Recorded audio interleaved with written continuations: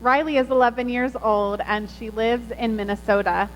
She is an only child who loves ice hockey, her best friend, her family, and being goofy. And her life is filled with joy.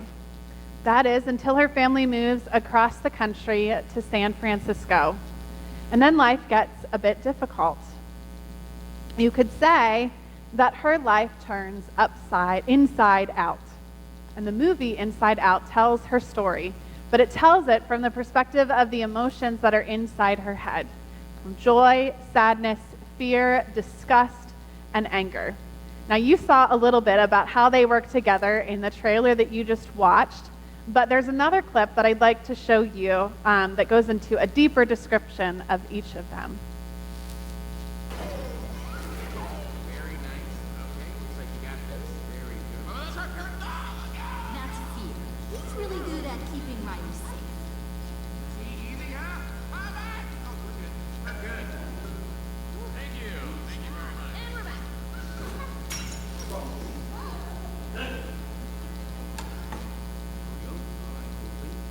This looks new.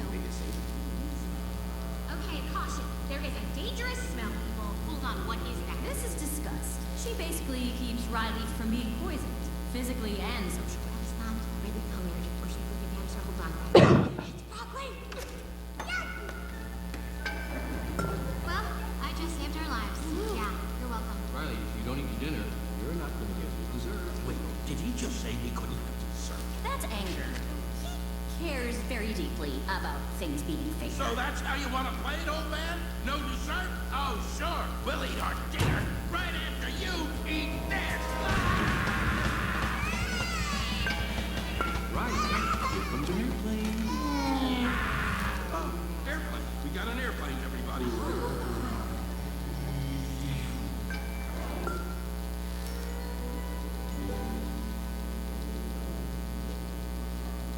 And you've met Sadness.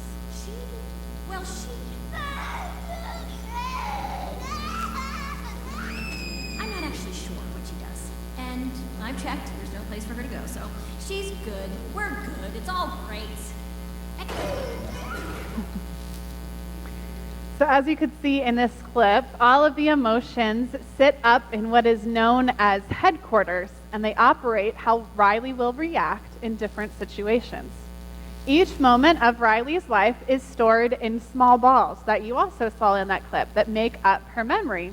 And as you saw, each ball is a different color that corresponds with the emotion of that memory. So at the end of the day, all of those memories leave headquarters and they get stored in the long-term memory part of Riley's brain. And over time, some of those get cleared out and forgotten. But there are a few, however, that make up her core memory that stay in headquarters. And they correspond with the things that Riley values most in her life, like her family, her friends, her love of ice hockey, and also being silly. And so at the beginning of the movie, Riley has a lot of yellow memories. All of her core memories are yellow. Her life is filled with joy. And joy runs the headquarters. And she seems to do everything that she can to keep the emotions from taking control, especially sadness. But when Riley and her family move to San Francisco, Joy seems to have a little more difficulty keeping things smooth. For instance, right in on move-in day, she gets Riley to talk her mom into getting pizza right as they move in, but then the pizza ended up having broccoli on it, so disgust stepped in. The furniture in their house takes several days to move in, so Riley struggles to really feel settled and fear sets in.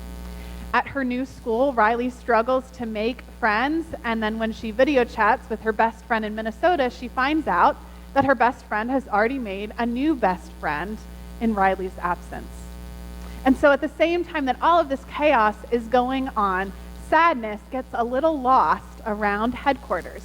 And she starts touching Riley's core memories, which starts to make them turn blue instead of staying yellow. And so Joy gets really anxious about this, and her and Sadness start physically juggling all these core memories, and then they, along with the core memories, get sucked up away from headquarters and go into the long-term memory storage of Riley's brain.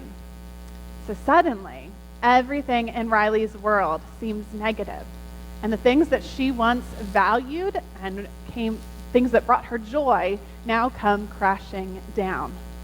And along with that, only fear and disgust and anger are able to control Riley. Sadness and joy are gone from headquarters, and so Riley cannot express those emotions.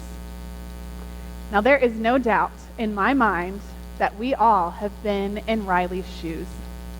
We have all had times in our lives where joy, which once permeated our whole life, just can't be found. So often that comes about when a big change happens in our life, like for Riley, when she moved away. That was the big change. And perhaps that was the same thing that happened to you. Or it could have been a death, or a divorce, or perhaps the move of your child outside of your home, or even an addition to your family. This past weekend, we just celebrated my son Ronan's 6 months on earth with us. And so I've been reflecting on this last half of a year of our lives with him. And while he is a source of great joy for much of our life, the first month of his life was filled with a lot of personal struggle for me. And I did not find joy in those first weeks in motherhood. And that's difficult. It's really difficult when joy doesn't rule our own headquarters or our own control center. I don't know anyone who wants to live with fear, anger, disgust, or sadness in control of our lives. Now, I was very tempted after Marion read that scripture to start singing, "To everything turn, turn, turn, there is a season." Because we may know these verses in Ecclesiastes well because of that popular song back in the 1960s. But I think they still hold a good message for us to think about today. So this book is thought to be written by an ancient teacher whose Hebrew name was Kohelet, and in Greek, that name is translated to Ecclesiastes, hence the name of the book. And so the book was thought to have been written after the Babylonian exile, a time of oppression for the Hebrew people once more. 38 times in this book, the author says, all is vanity.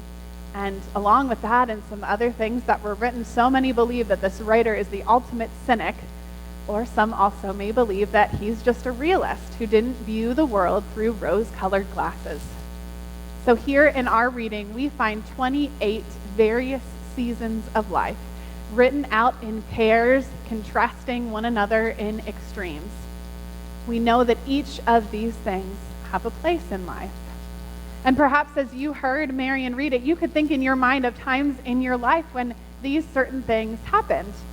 There's a delicate balance, I think, and wisdom that one needs to know the right season of life. It's especially good to know, for instance, when the need to break down and the need to build things up. It's good to know when to keep silent and when to speak. And for the writer, no one time is better than another, nor is one season right and another season wrong. Things just are the way that they are. The universe unfolds the way that it will. Now, we have some say in how things will be in our life, but so often things can be out of our control. There are so many times where there may be war in our lives when we so desperately want peace, and times of mourning in our lives when we so desperately want to dance instead. I'd like to read to you some of what the writer goes on to say after these verses. He says, "What gain have the workers from their toil? I have seen the business that God has given to everyone to be busy with. He has made everything suitable for its time. Moreover, he has put a sense of past and future into their minds, yet they cannot find out what God has done from the beginning to the end. I know that whatever God does endures forever. Nothing can be added to it, nor anything taken from it. God has done this so that all should stand in awe before him. That which is already has been. That which is to be already is, and God seeks out what has gone by. So much of our life is unpredictable. There are so many things that we cannot control. The only thing that we can count on is God's love and presence in our lives. And the only thing that we can control is how we will react to the different seasons of our life. Riley's life was mixed up when joy and sadness were gone from headquarters. Disgust and fear and anger tried their hardest to be like joy, but they couldn't. And so Riley wasn't herself without them. Joy saw all of these things happening from Riley's long-term memories, and she saw all the things that Riley once valued come crashing down while she and sadness were lost. And Joy was so anxious to get back to headquarters because she felt like the only way for Riley to be better was to have Joy back controlling her life and controlling everything else. But I think what Joy failed to understand is that just like there is a season for different things in our lives, there are also seasons for different emotions. God created each of us with varying emotions. I think one of the big misconceptions in our lives as Christians is that we always have to be filled with joy. This message is enforced on us from the beginning. We sing songs about having the joy, joy, joy, joy down in our heart, and how we're so happy, so very happy when we have the love of Jesus in our heart, and these songs are good. We should keep singing them to children and instilling those values in them. But if that's all that we talk about, or the only theme that we sing, what then happens when we're not happy? What happens when our life is not filled with joy? If we think that we have to be filled with joy all the time, then I think we'll be pretty disappointed when something goes wrong. And then we may even start to question our own faith and our relationship with Christ. Everything has a season. Having joy is amazing. We like to be joyful. Joy helps us stay optimistic, and it reminds us that God is faithful. But fear also has a season. A healthy amount of fear can keep us safe. Disgust often gives us the freedom to turn away from evil and to seek goodness. And anger, even anger, as I said to the kids, even anger has a place in our lives. Jesus was angry even at times. Do y'all remember when he flipped the tables over in front of the temple? There's a time for anger, that righteous anger when we are upset about the injustices of the world, and that kind of anger can push us to seek justice for those who are oppressed.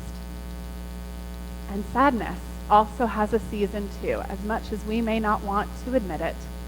Sadness gives us compassion and empathy and teaches us how to be present with others. In an interview with the actors who play the voices of the emotions, a couple of them say, if there is one thing that these emotions have in common, it's that they are taking care of you. Each one has its own place and time. And so perhaps God has a purpose for each emotion in our life. At the end of this movie, Riley is ready to go back to Minnesota.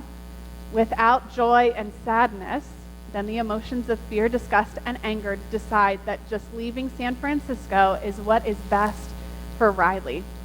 And so one night, they lead her to go and steal her mom's credit card, which she then uses to buy a bus ticket online to go to Minnesota the next day. And she does. And at the same time, joy and sadness make their way up to headquarters while Riley's on the bus, but luckily she's not far from home.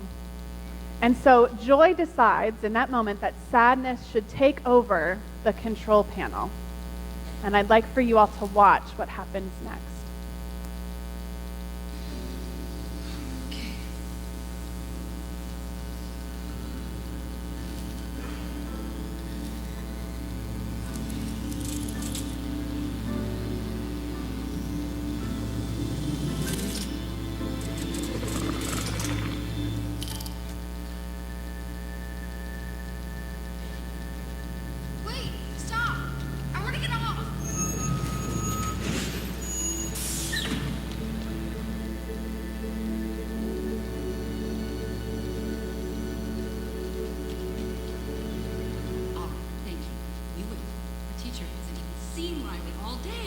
was she wearing last year? You remember when... Riley! Oh, Lord, sick. Where have you been? It's so late.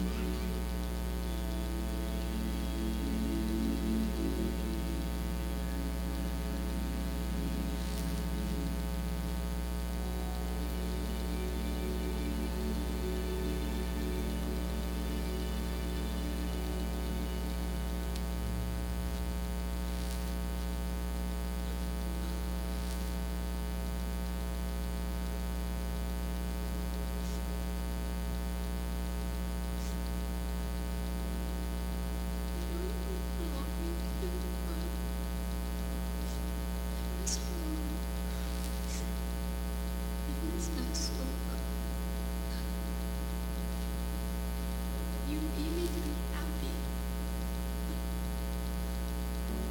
I want my home and my hockey team. I'm going home. Please don't be mad.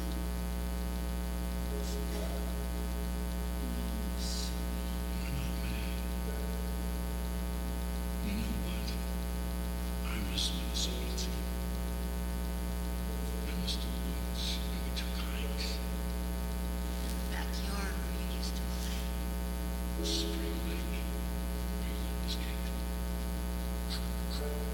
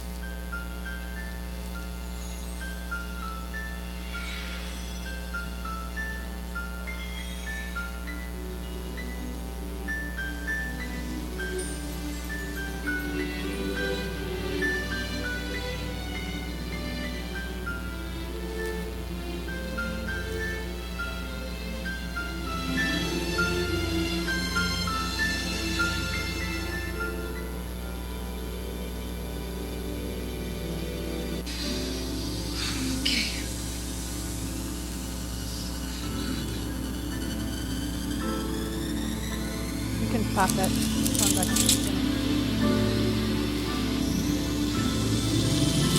Can you stop it? It's gone back to the beginning. There we go. Thank you. So as you can see, sadness was able to bring a lot of healing to Riley's life. And when sadness and joy worked together, they were able to bring that value of family and help Riley heal. Each of our emotions has a place and a purpose in our lives. They help us to express what we value. And so perhaps our role as followers of Jesus is to know that it's okay to not have joy all the time, and to know the right ways that we can use our emotions that God has given us. You know, so often our emotions tell us what we value, and so maybe the first step is for us to seek to value what God values. and then our emotions will follow accordingly. Friends, so much of our life is out of control. Horrible and beautiful things happen with or without our consent. But we can hold on to the promise that God is always with us, and the promise that our life on earth is only temporary. Jesus has already conquered the grave.